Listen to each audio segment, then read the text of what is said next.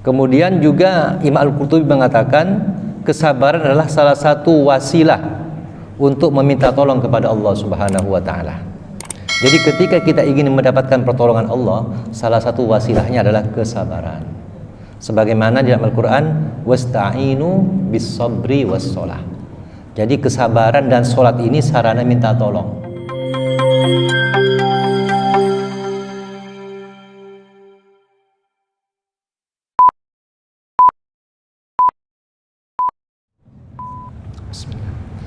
Assalamualaikum warahmatullahi wabarakatuh.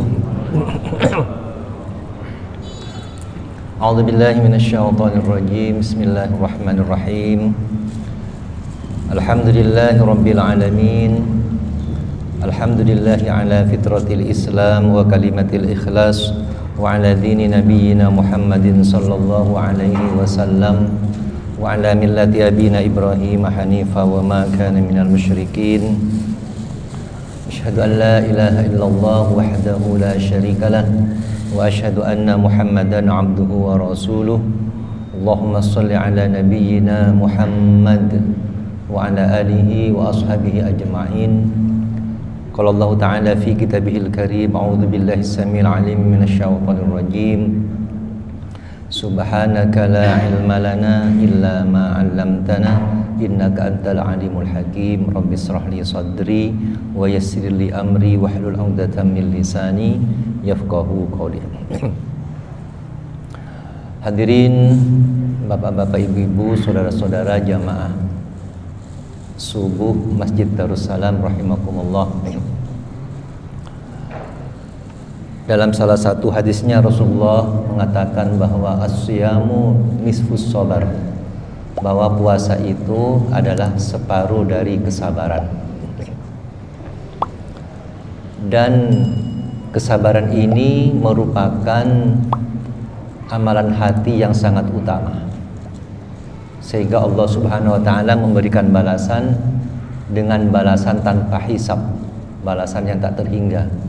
Innama yuwaffas sabiruna ajrahum bighairi hisab.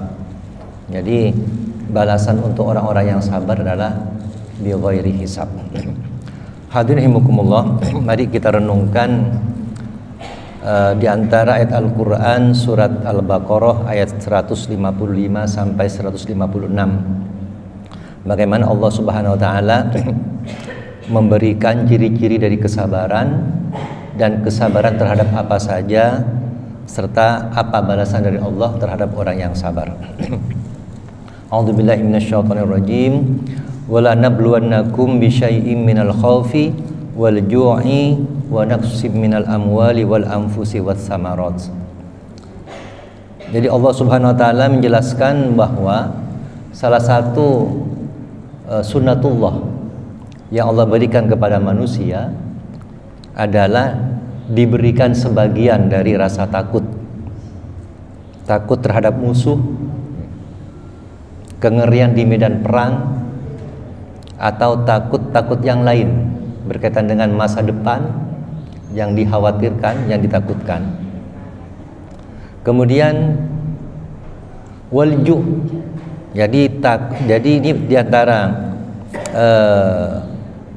hal yang pasti dialami manusia adalah lapar, termasuk juga lapar kita ketika berpuasa.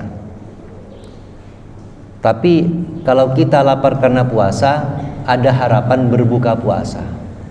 Tapi kalau orang lapar karena kelaparan, ini merupakan sebuah ujian yang besar dari Allah Subhanahu wa taala. Kalau kita jadwal berbuka sudah ada, takjil sudah ada, jadi melewati lapar itu dengan nyaman.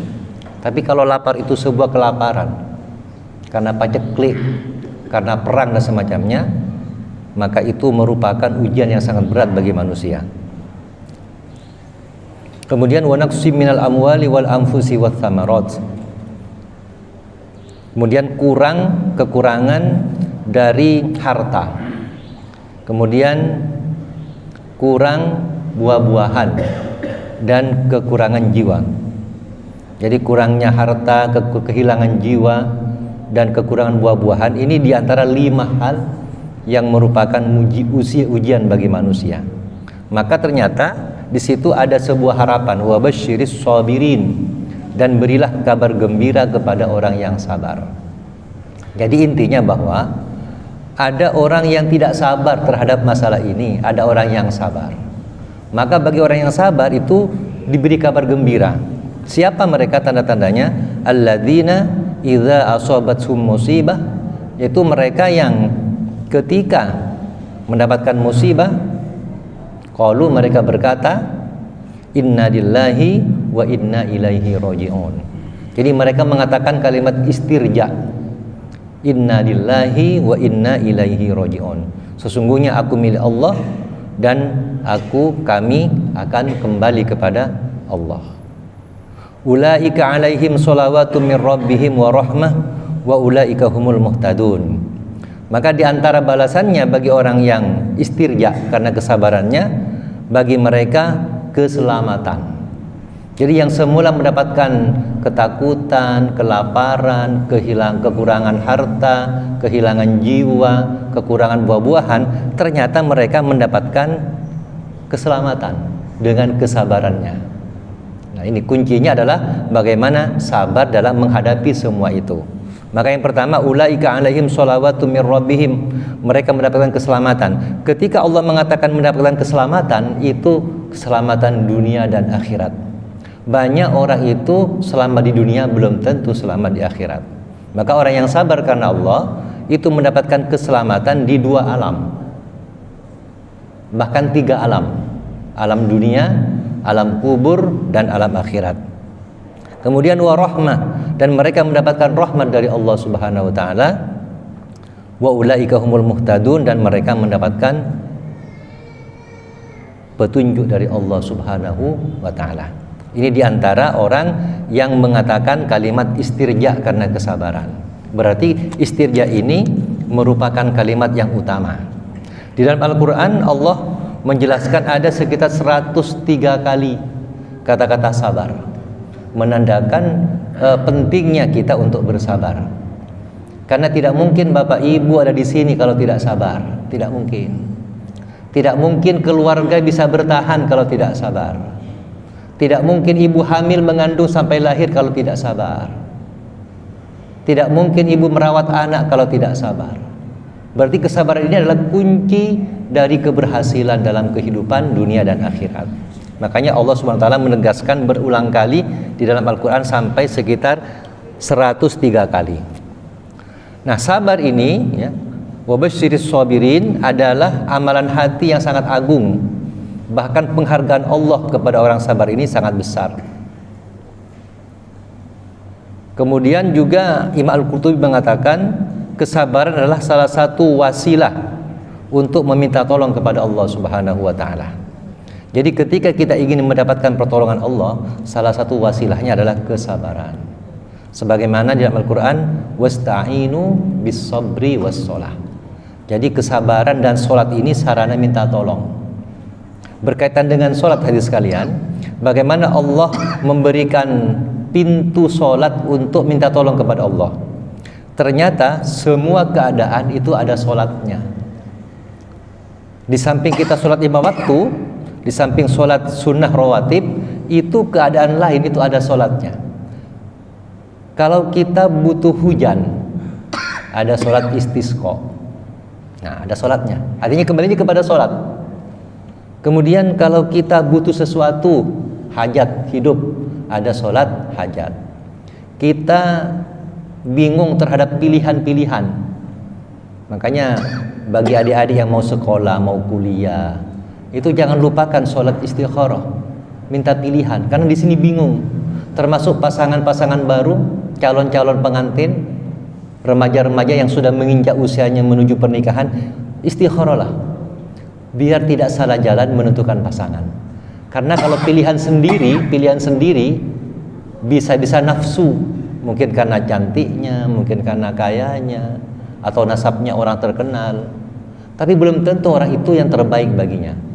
Hanya ketika kita istikharah, pilihan yang terbaik dari Allah yang diberikan. Itu yang penting. Jadi istikharah ini penting, bahkan setiap hari kita penting untuk istikharah, karena setiap hari kita pasti akan ada benturan-benturan pilihan dalam kehidupan kita. Maka ada sholatnya istikharah. Kita banyak dosa, ada sholat taubat. Setelah berwudu, syukril wudu. Masuk ke masjid, tahiyatul masjid. Sholat semua. Di waktu menjelang siang ada sholat duha. Kemudian ketika bangun tidur tengah malam di waktu tahajud, ada satu amalan sunnah yang utama atau mungkin jarang dilakukan, yaitu sholat iftitah. Jadi ketika Bapak Ibu sebelum sholat tahajud itu ada sholat iftitah, 2 rakaat yang ringan. Bahkan ketika kita tidak punya apa-apa, dalam kondisi santai, plong, mau sholat silakan, ada sholat mutlak namanya, asalkan bukan waktu-waktu yang dilarang. Artinya sholat dan sabar itu ini dua hal yang setiap waktu kita butuhkan. Setiap waktu mengisi waktu kita. Bahkan seandainya kita meniatkan dari sholat ke sholat. Jadi ketika kita sholat maghrib, kita niatkan menunggu sholat isya, maka nilainya seperti sholat. Maka menunggu saja itu nilainya seperti sholat, menandakan pentingnya kita untuk menjaga sholat. Kemudian Allah bersama orang-orang yang sabar. Innallaha ma'as sabirin. Kebersamaan Allah dan orang sabar ini, Allah akan menjaga hambanya, baik secara fisik, emosi maupun spiritual. Secara fisik dijaga dari hal-hal yang membahayakan. Secara emosi dijaga dari karakter-karakter yang tidak baik. Secara spiritual dijaga dari kesyirikan dan kekufuran. Ini kalau kita bersabar dan sholat sebagai cara kita minta tolong kepada Allah Subhanahu wa taala. Bahkan kesabaran ini melahirkan kepemimpinan yang baik. Jadi kesabaran melahirkan kepemimpinan dan kepeloporan. Sebagaimana firman Allah, wa ja'alna minhum a'immatan yahduna bi amrina lamma sabaru wa kanu bi ayatina yuqinun. Dan kami jadikan di antara mereka pemimpin-pemimpin yang memberi petunjuk dengan perintah kami. Pemimpin yang menjadikan syariat Allah sebagai rujukannya selama mereka bersabar. Makanya pemimpin yang adil, yang bersabar, termasuk golongan pertama yang dilindungi nanti di padang mahsyar, imamun adil, karena kesabaran mereka dalam menjalankan kepemimpinan. Hadirin rahimakumullah. Kemudian di antara tanda-tanda orang sabar itu yang pertama, yang sebagaimana ayat yang saya bacakan tadi. Jadi ketika dia ditimpa musibah, dia mengatakan inna lillahi wa inna ilaihi raji'un. Nah ini. Jadi kalimat istirja ini menurut para ulama, diantaranya ulama tabi'in Imam Sa'id bin Jubair, kalimat istirja ini inna lillahi wa inna ilaihi raji'un tidak diberikan kepada nabi-nabi sebelum Rasulullah. Jadi kalimat ini khusus diberikan kepada Rasulullah dan umatnya, tidak diberikan kepada nabi-nabi sebelumnya. Nabi Yakub ketika beliau kehilangan Nabi Ismail, ya, yang kisahnya kita tahu semua dalam surat Yusuf, kehilangan Nabi Yusuf, ya, beliau itu mengatakan, ya asafa ala Yusuf, wahai duka citaku terhadap Yusuf, bukan kalimat istirja. Jadi beliau tidak mengatakan inna lillahi wa inna ilaihi raji'un karena belum disyariatkan di situ. Oleh karena itu Imam Qurtubi mengatakan kalimat inna lillahi, sesungguhnya kami milik Allah, ini bermakna tauhid, kepasrahan bahwa kita tidak punya apa-apa. Kita ini sifatnya fana, tiada kita kecuali diberikan kekuatan oleh Allah Subhanahu wa taala. Jadi kalimat tauhid yang mengokohkan iman kepada Allah Subhanahu wa taala bahwa kita ini tidak ada apa-apanya.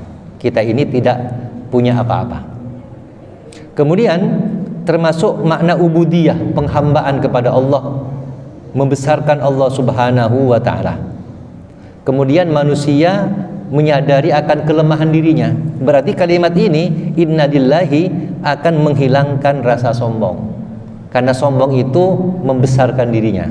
Sementara kalimat inna lillahi mengecilkan dirinya. Kemudian juga kalimat ini berserah kepada Allah, bertawakal. Inna lillah, hanya kepada Allah. Ketika kita punya banyak masalah, Dan ketika kita bersandar kepada masalah, maka akan menjadi sangat berat. Tapi ketika itu disandarkan kepada Allah, maka Allah urai masalah itu menjadi mudah untuk dijadikan solusinya. Maka ketika kita sudah berusaha sekuat tenaga, pasrahkan kepada Allah.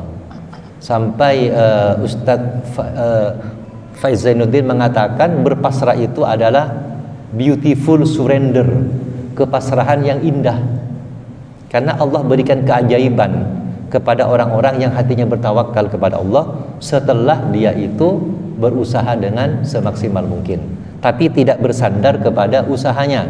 Sebagaimana dijelaskan dalam kitab Al-Hikam, Ibnu Athiillah Asy-Syakandari itu mengatakan bahwa manusia diperintah untuk berusaha, tetapi jangan bersandar kepada usahanya. Karena sebenarnya mengapa kita tidak boleh bersandar pada usaha atau tidak boleh bersandar kepada kekuatan diri? Karena kekuatan diri kita, usaha kita itu tetap pertolongan Allah. Jadi ketika kita ini rajin beribadah, itu jangan bersandar pada ibadahnya, tapi rasakan bahwa ibadah yang kita lakukan itu diberi kemauan oleh Allah Subhanahu wa taala. Jadi tetap semuanya dikembalikan kepada Allah Subhanahu wa taala. Kemudian kalimat wa inna ilaihi raji'un. Jadi sesungguhnya kepadanya kita akan kembali. Ini pengakuan sifat manusia, bahwa manusia itu tidak akan selamanya di dunia, akan kembali kepada Allah Subhanahu wa taala. Makanya Bapak Ibu sekalian, ketika kita bangun tidur doanya, itu kan kita bersyukur bisa bangun kembali, tapi ujungnya akan kembali kepada Allah. Alhamdulillahilladzi ahyana. Segala puji bagi Allah yang telah menghidupkan kami ba'dama amatana, setelah kematian kami. Alhamdulillahilladzi ahyana ba'dama amatana wa ilaihin nusur. Dan kepada Allah kita akan kembali. Artinya bahwa ketika kita bangun, itu tidak akan bangun terus. Suatu ketika pasti akan kembali kepada Allah Subhanahu wa ta'ala. Kemudian kalimat wa inna ilaihi raji'un itu keyakinan akan adanya hari akhirat. Orang kalau sudah tersambung hatinya dengan akhirat, maka hidupnya akan berhati-hati. Karena apa? Tidak lama di dunia. Ketika dia itu mengalami kesulitan, dia merasakan, oh tidak lama, akan segera kembali. Ketika dia sehat, tidak sombong, karena suatu ketika mungkin akan sakit. Maka pengakuan akan adanya hari akhirat ini sangat penting, sehingga bisa menjaga stabilitas iman kita. Kemudian juga pengakuan terhadap balasan dari setiap amal yang kita lakukan. Jadi Allah itu maha membalas amal kita, sehingga ada rasa khauf, ada rasa warok, ya, ada rasa qanaah dalam hati kita. Hadirin rahimakumullah. Kemudian di antara kisah yang berkaitan dengan kalimat istirja ini dari hadis Ummu Salamah.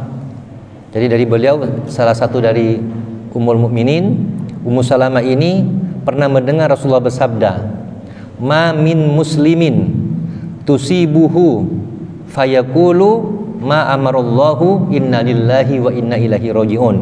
Jadi barang siapa di antara kaum muslimin yang mendapatkan musibah, kemudian dia mengatakan inna lillahi wa inna ilaihi raji'un, juga tambahan Allahumma ajirni fi musibati wahluf li khairan minha illa ahlafallahu lahu khairan minha, maka Allah akan ganti dengan sesuatu yang lebih baik. Jadi kalau orang-orang itu dapat musibah, kemudian dia serahkan kepada Allah, Allah akan ganti dengan yang lebih baik. Nah, ketika Ummu Salamah ini waktu itu suaminya namanya Abu Salamah. Jadi ketika Abu Salamah meninggal, maka Ummu Salamah mengatakan kalimat istirja ini, inna lillahi wa inna ilaihi raji'un, Allahumma ajirni fi musibati wahluf li khairan minha.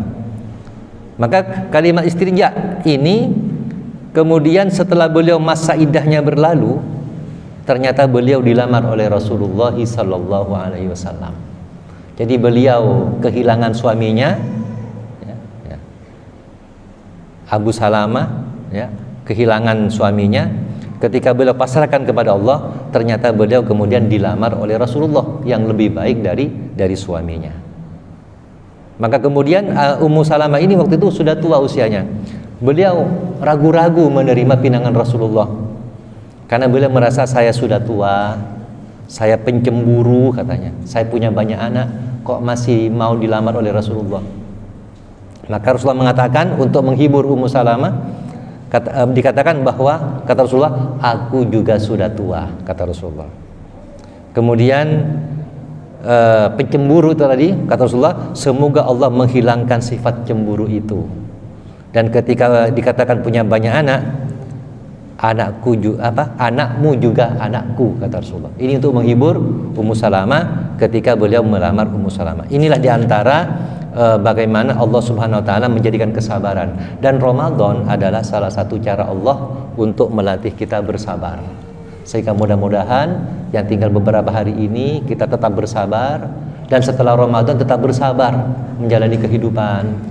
Bersabar dengan pasangan hidup kita yang mungkin punya banyak kekurangan. Bersabar dengan anak kita yang mungkin punya banyak kekurangan. Bersabar dengan pekerjaan kita yang mungkin melelahkan. Bersabar dengan tetangga kita yang mungkin kadang-kadang beda-beda paham, ya, beda pola pikir.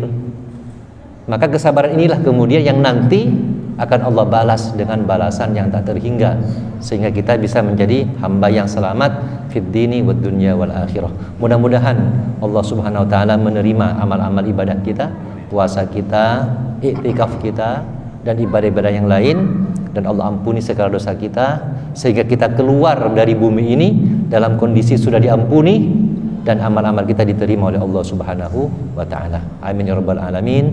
Subhanakallahumma wa bihamdika asyhadu an la ilaha illa anta astaghfiruka wa atubu ilaik. Wassalamualaikum warahmatullahi wabarakatuh.